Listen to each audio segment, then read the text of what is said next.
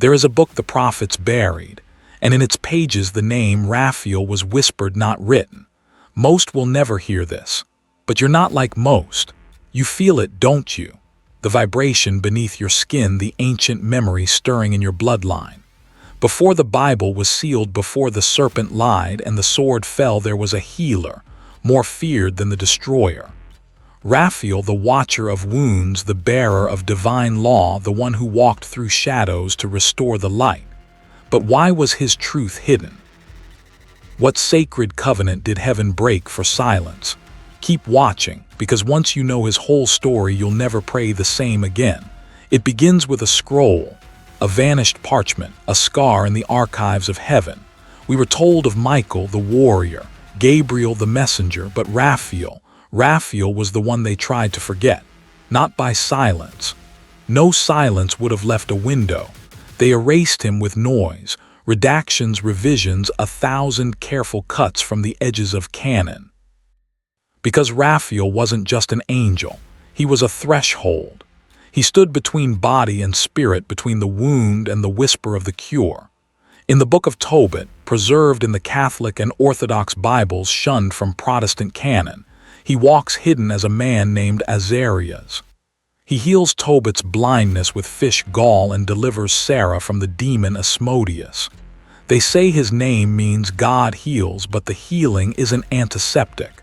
It's violent, exorcistic, surgical enough to terrify those who profit from unchecked suffering.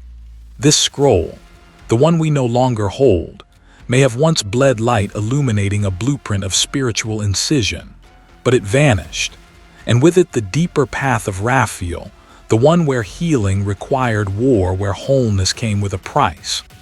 Pause. Consider this: in the Book of Enoch, that eldritch dreamscape banned from most pulpits, Raphael is not a gentle doctor with a halo. He is a captor of abominations.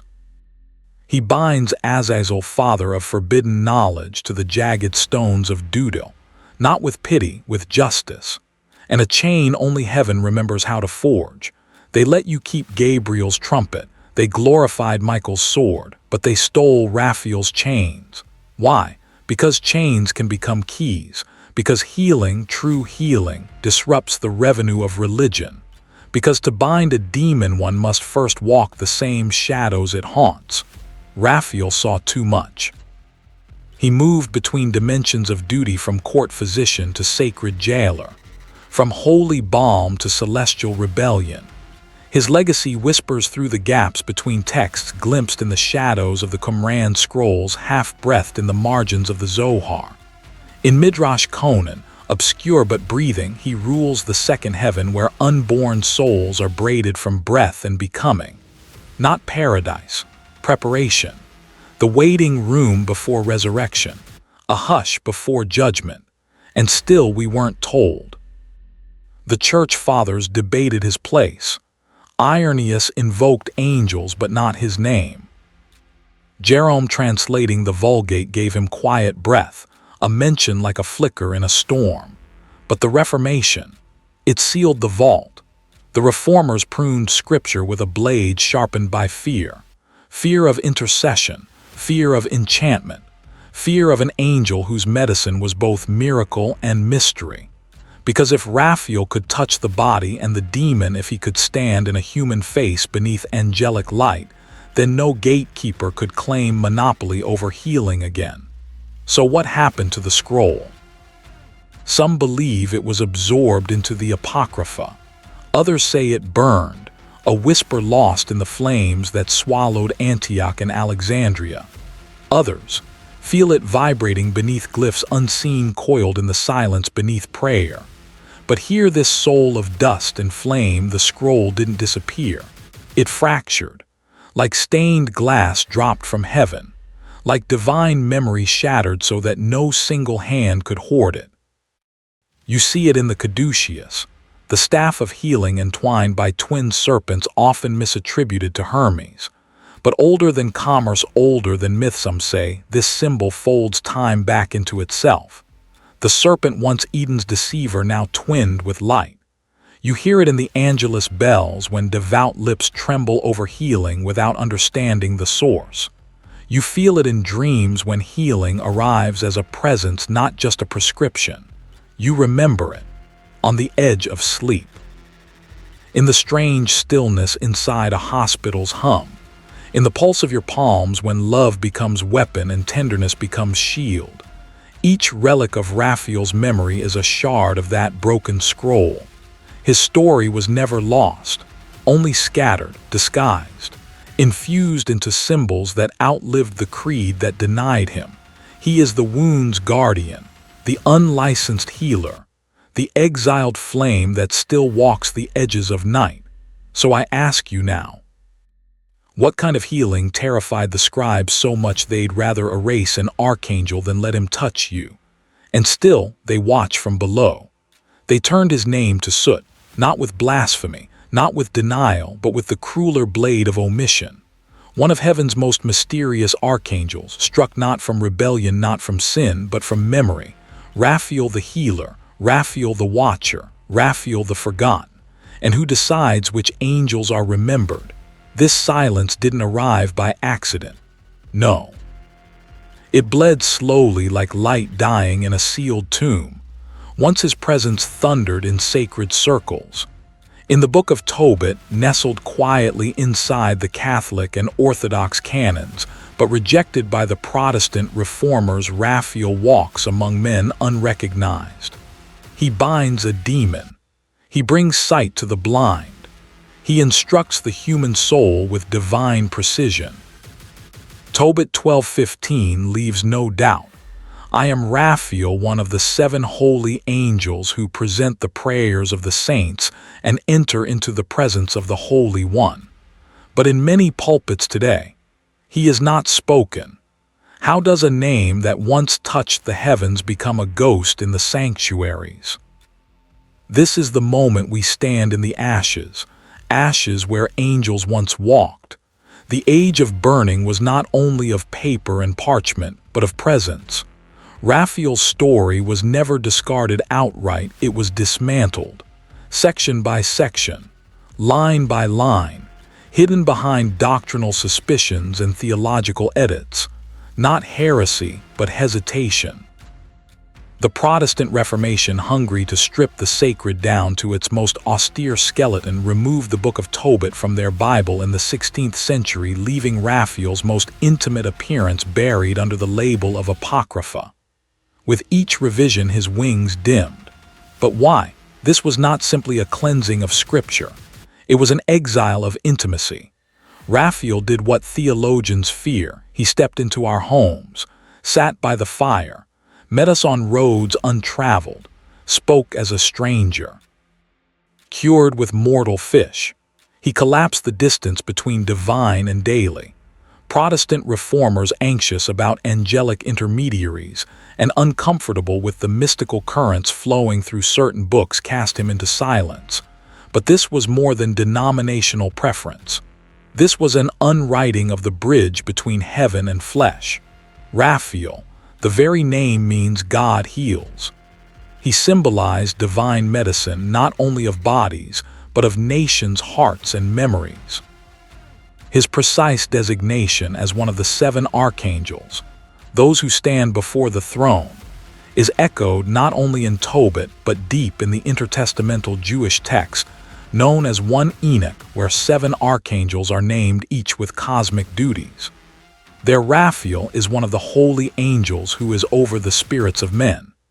He is present in Sefer Ha-Razim, the Book of Mysteries, a 3rd century Jewish magical text, called upon as a force of healing and protection in sacred rituals. His role wasn't just philosophical, it was invoked, felt, sung. For centuries, names of protection were carved into amulets, and Raphael's name, wrapped in fire letters, guarded doorways, childbirth-fevered children. This is no minor role. This is cosmic governance, which makes his erasure so thunderous. When libraries were sacked in Alexandria, when rabbinic councils refined canon, when colonial empires rebuilt Christianity into a colder, stiffer statue, all remembered fragments of Raphael flickered, then dimmed. Even within Jewish tradition, where Raphael's name appears in the Talmud, his acts are overshadowed by Michael the warrior and Gabriel the messenger. Raphael is the whisperer, the unseen surgeon, the one who repaired Abraham's body after circumcision, the one who wrestled death beside Isaac's cradle. But that's the nature of healing, isn't it? To erase the wound so cleanly the healer vanishes, too quiet for conquest, too intimate for the pageantry of power. And yet his signature remains, not in full fresco but in fragments. A painting sealed behind the plaster of time, an echo in the chants of desert monastics, a presence felt where sickness breaks and vision returns. What we're left with is not a narrative, but a wound in the record. A psalm half torn, a scroll that once bled light then was devoured by shadows, sacred amnesia, the embers of manuscripts once touched by hands who still remembered his scent. You can almost hear them, scribes in the desert voices trembling, writing of an angel who moved in shadows of compassion when all others shined with wrath, writing fast perhaps before the censors arrived, before light leaked from the margins. This isn't just neglect. This is the trauma of divine forgetting. And we must ask who benefits when healing is forgotten. The loss of Raphael is not the loss of legend, it is the suffocation of a certain kind of faith. A faith where miracles come in the shape of walking, weeping men. A faith where deliverance wears no armor but carries a staff. A quieter faith, ancient, dangerous, intimate. There are ashes on this ground. Ashes from scrolls that once bore his name in 22-letter spirals. Ashes from hymns once sung in Aramaic dialects in cave monasteries pressed against Turkish stone. Ashes from stories lovers used to whisper in the hours between prayer and sleep, of angels who healed without being asked, who stayed, who listened. And buried beneath those ashes, still pulsing, a vibration, a signal, a memory trying to wake. So we are left to wonder not just what was erased, but why. Who burned the books when they feared the healing too close to flesh? Who sealed the scroll when it dared to shine too softly?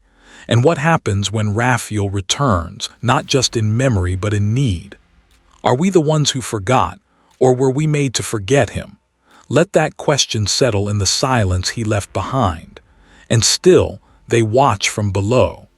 There are names that never vanish, only fall beneath the veil. Whispered in sanctuary shadows stitched in the margins of vanished psalms, one such name trembles still: Raphael. The divine physician, the unsung watcher, the presence hidden not by accident but by decree. They say angels sing before the throne, but Raphael's hymn has been hollowed to a hum echoing faintly through broken chapels and beneath the breath of dying saints. We begin not in the center of canon, but in the cracks between.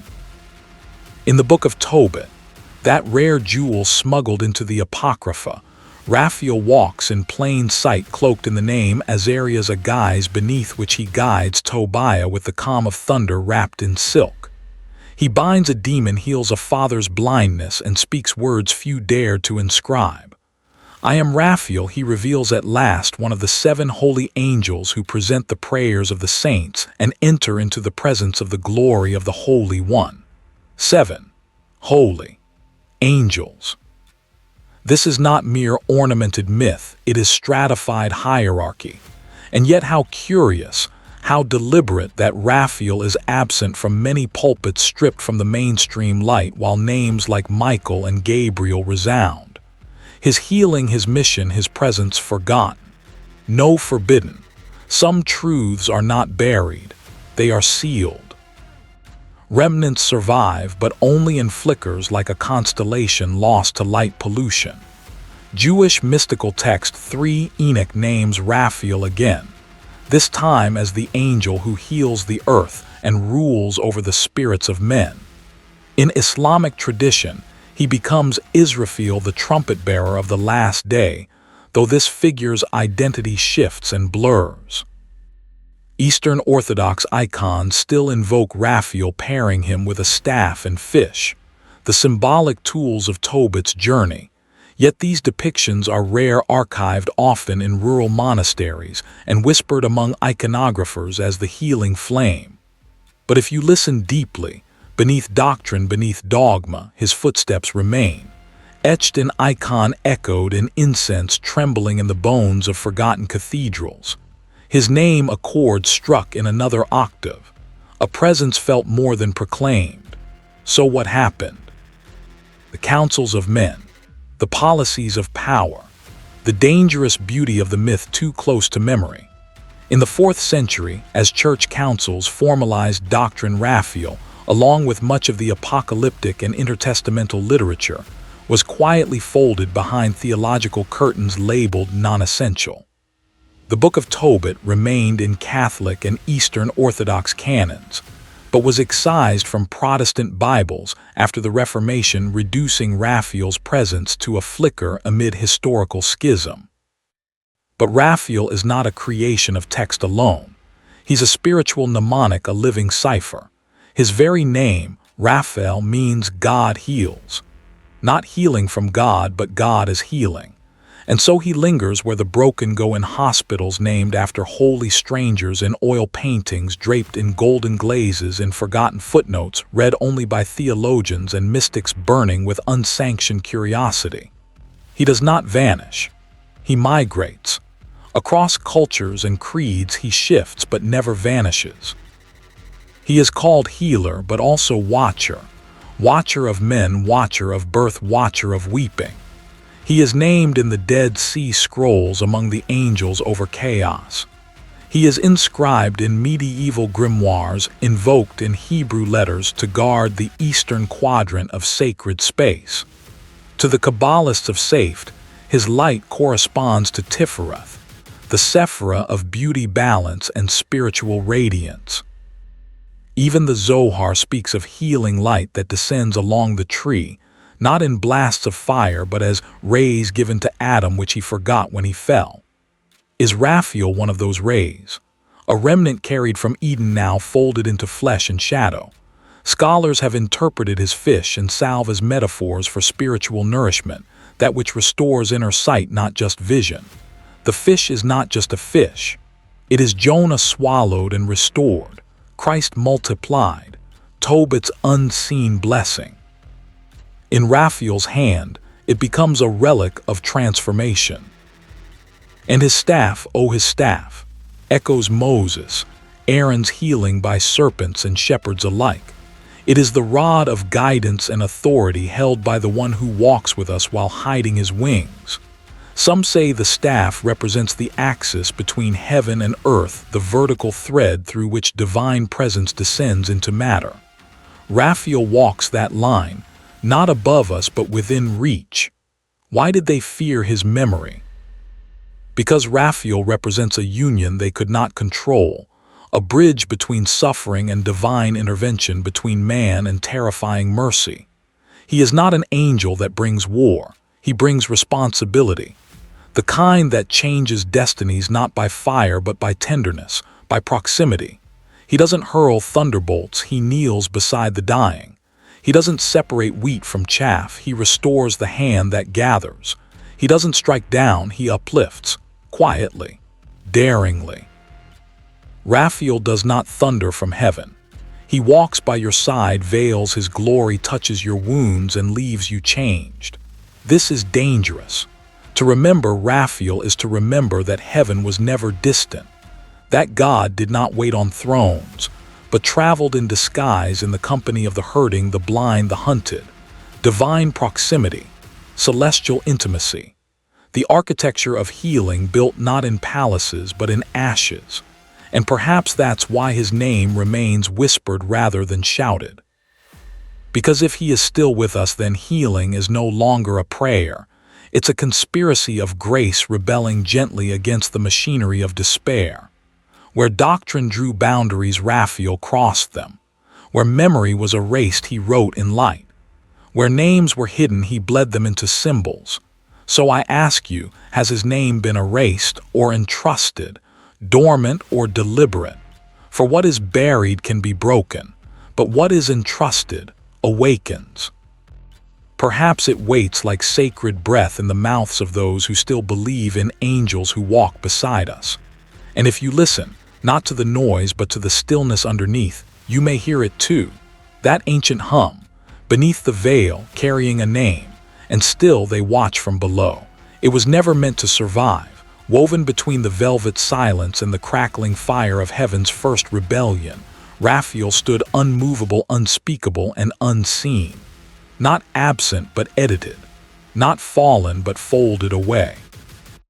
His name once blazed beside Michael and Gabriel, a triad of divine will in early Jewish angelology.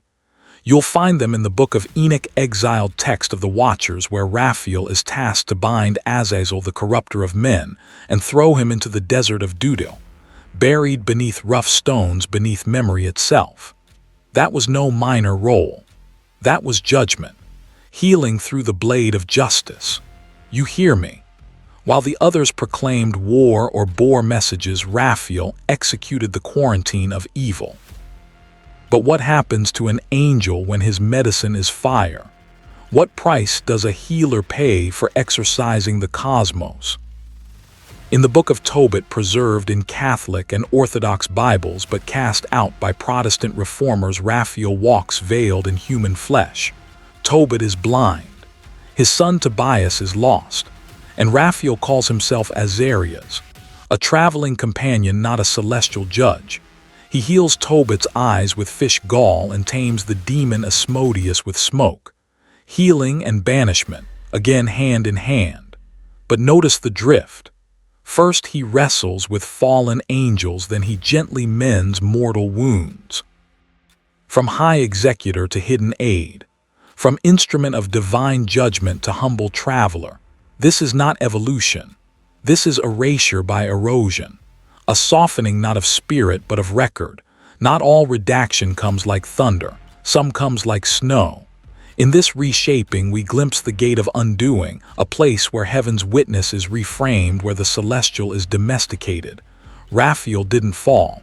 No, far more dangerous, he was softened, diluted, absorbed into an acceptable archetype.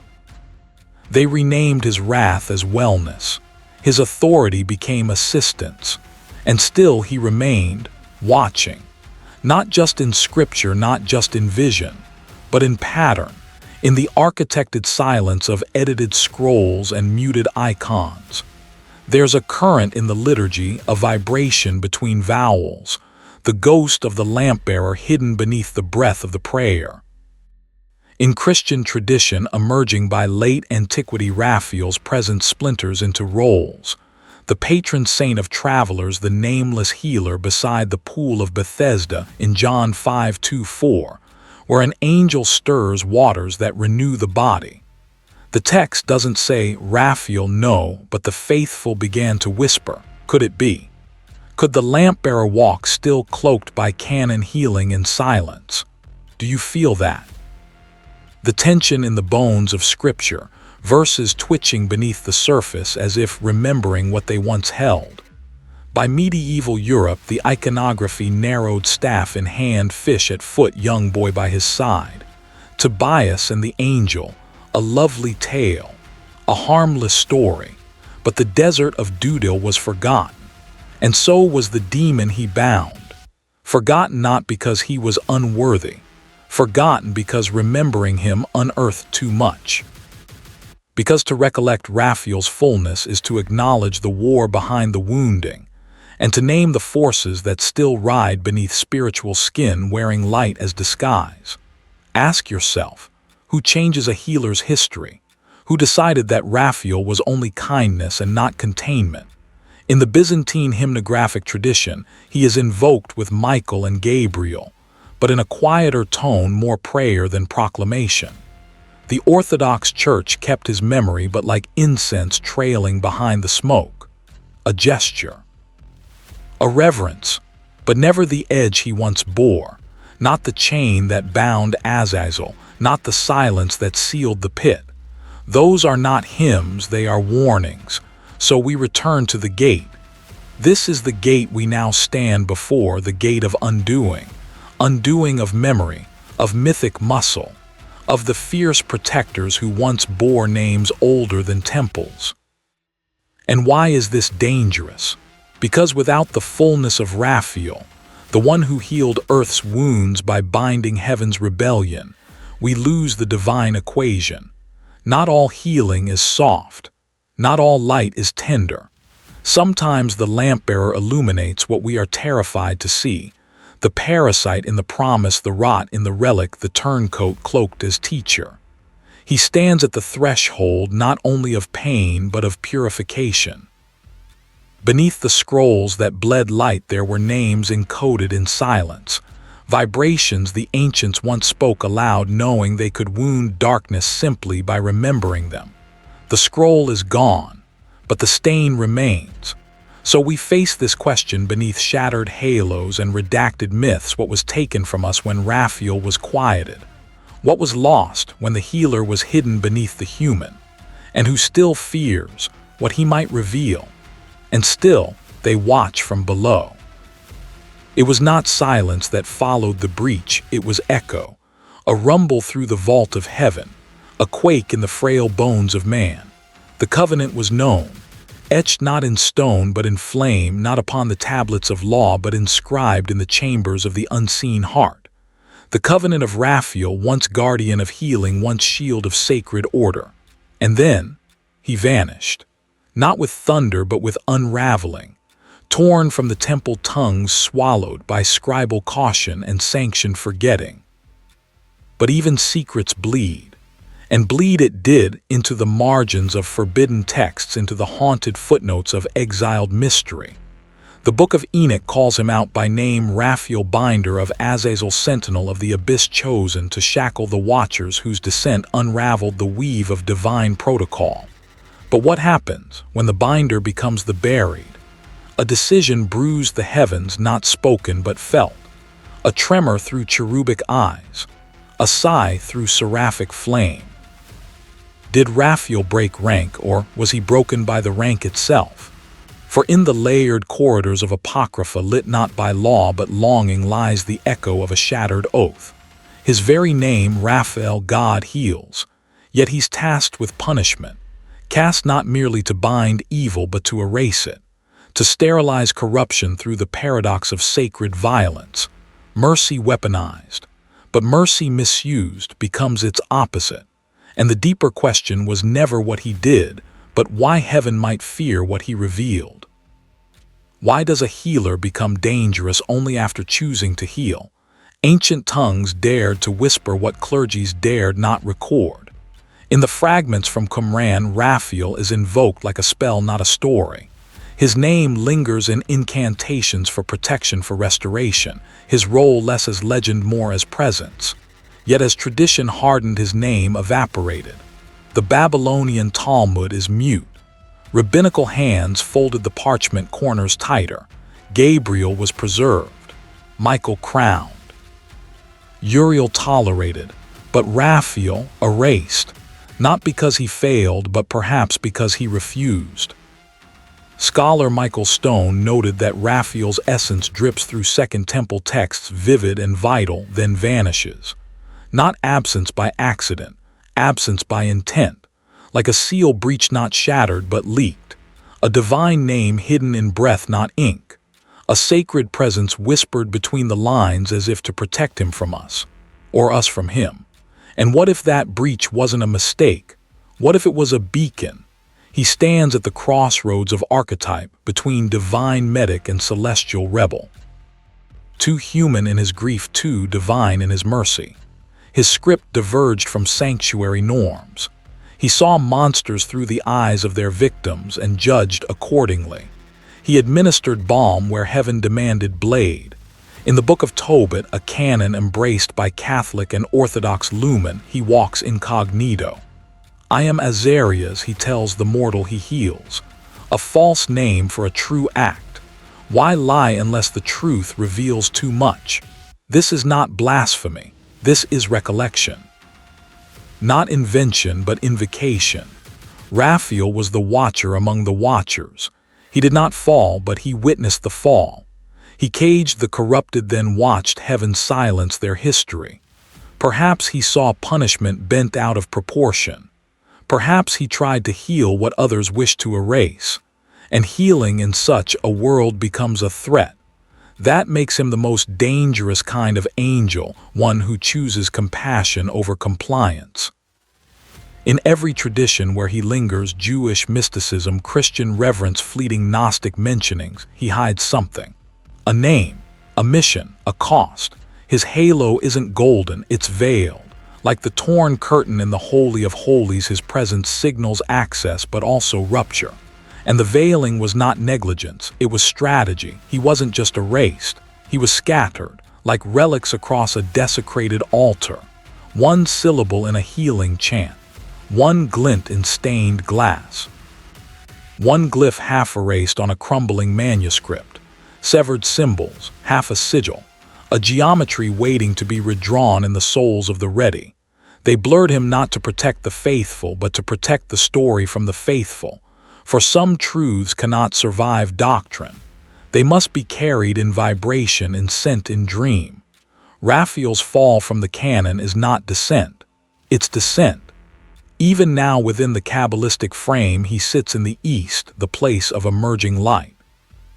Aligned with Tifereth, the sphere of beauty, balance, integrity, and balance, is rebellion to a world built on extremes. Balance does not comfort, it confronts chaos with stillness, flame with breath. And that, beloved, is what terrifies authorities, celestial and earthly alike. That Raphael may have kept a covenant older than Sinai. A primeval vow not between God and man, but between soul and source, between wound and healing. His exile is not punishment, it is proof. Proof of a deeper rupture, a wound in heaven itself. A wound we were never meant to see. And if he did not rebel, perhaps he intervened. An intervention demands risk. It disrupts decree. It dares to say not this way. And to diverge from divine decree is to become divine danger. Raphael, it seems, endangered not heaven but the illusion of heaven's simplicity.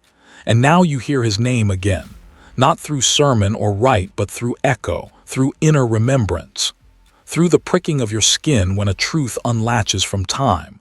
Not a myth, not a relic, a warning, or perhaps an invitation to feel what cannot be taught, to know what was never said, to awaken what was sealed in you when the seal above was breached.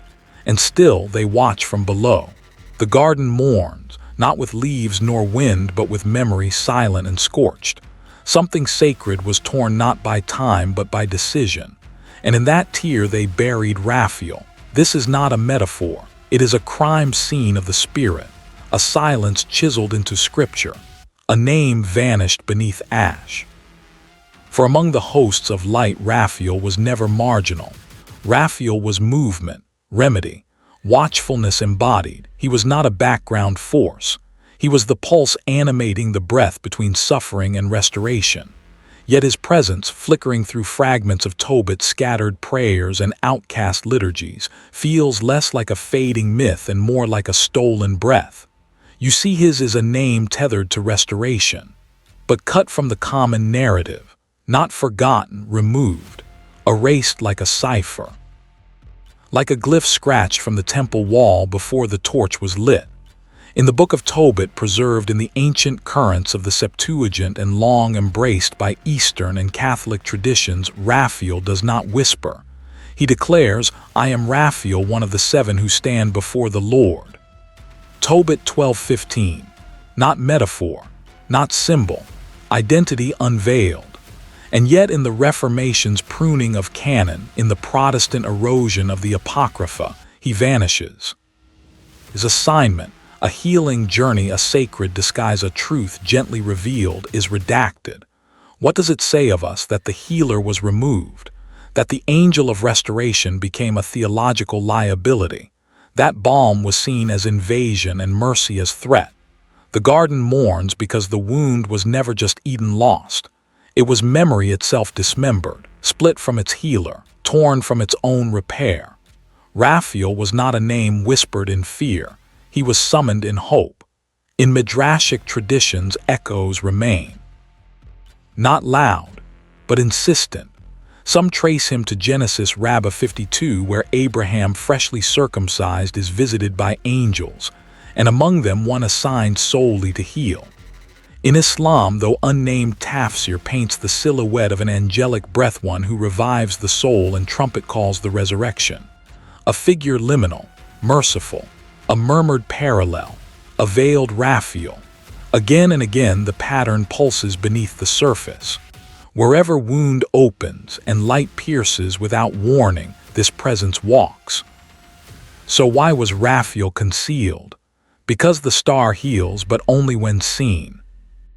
And light denied stings the blind. Those who will not look inward cannot bear the one who holds the mirror. Mystics unbound by sanctioned creed retrieved his fragments. In Kabbalah, Raphael guards Tiferet, the sephira of beauty held in harmony, the sacred symmetry between Gevurah and Hesed, judgment and mercy. Here he guards balance, not as sentiment but as structure. In this place he becomes geometry, not just myth. Christian mystics too felt him not in doctrine but in encounter. Hildegard of Bingen writes of a brilliant gleaming one who stands between shadow and sanctum, mending breaches in the soul's weave. Interpretations vary, but scholars of her visions note the echoes, subtle but rhythmic, of Raphael's known attributes: healing, vision, midpoint, light. The garden remembers even when the gatekeepers deny. Stone forgets, but soil does not. And let's not flinch from the deeper sting. The angel most associated with healing was systemically quarantined, cloistered from pulpits, dissolved from doctrine. He was folded into footnotes while other angels rose like banners. Michael strikes, Gabriel speaks, Raphael he restores, and so he was hidden. Because healing, true healing, does more than mend. It interrupts, it unveils, it reveals the cancer beneath the crown. It threatens structures built on sustained wounding. It whispers to the sufferer, you were never broken, only lied to. Raphael walks not only with ointment but with mirror. And what he reflects is intolerable to false power. He reveals the deeper sickness humanity carries: disconnection, forgetting, amnesia of the eternal. Even now this forgetting persists, not out of malice but malaise, a slow soul erosion, a numbness to wonder. We lost him in the fog, not just of war or theology, but of willful dimming, the refusal to see what stitches heaven to heartbeat. Yet the star still heals. In Orthodox candles, cloistered icons, and half-sung prayers sighed by children in drafty temples, he returns. Not in thunder, but in presence, in the soft discipline of return. In films, in dreams, in brushstrokes of nameless light, he re-emerges, never with name tag, always with guidance, always with repair. He is the sentinel who waits at the threshold of turning inward. He is the pull you feel when tears rise for no reason, the gentle golden current you cannot explain, the luminous principle that arises when you finally admit we are not whole on our own. So now I ask, what was so dangerous about healing, that his name had to be silenced? What did they fear more, the power of the wound, or the one who could close it? The garden still mourns, yes, but the star never stopped shining, and it waits for you to see, and still they watch from below.